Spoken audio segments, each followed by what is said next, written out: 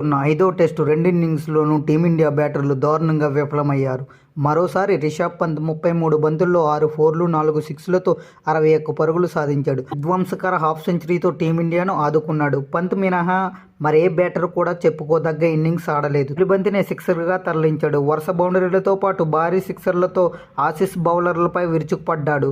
పంత్ విధ్వంసకర బ్యాటింగ్తో team India score board వేగంగా పరిగెత్తింది. ఈ క్రమంలో స్టార్క్ బౌలింగ్లో భారీ సిక్స్ బాదిన పంత్ 29 బంతుల్లోనే హాఫ్ సెంచరీ పూర్తి చేసుకున్నాడు. ఆ తర్వాత కూడా అతను అదే జోరు కనబరిచాడు. ప్రమాదకంగా మారిన పంత్ను అవుట్ చేసేందుకు కమిన్సే రంగంలోకి దిగాడు. అవుట్ సైడ్ ఆఫ్ స్టంప్ డెలివరీతో బోల్తా కొట్టించాడు.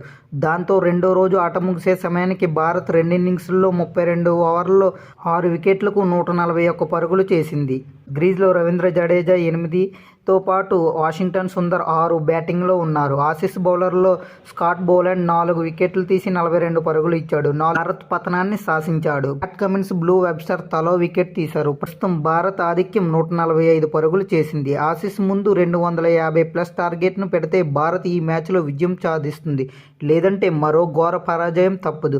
మొదటి ఇన్నింగ్స్లో భారత్ 185 పరుగులు చేయగా ఆసీస్ 181 పరుగులకు ఆలౌట్ అయింది. గ్రీజ్లోకి వచ్చిన విరాట్ కోహ్లీ 6 మరోసారి అవుట్ సైడ్ ఆఫ్ స్టంప్ డెలివరీకి వెనుదిరిగాడు.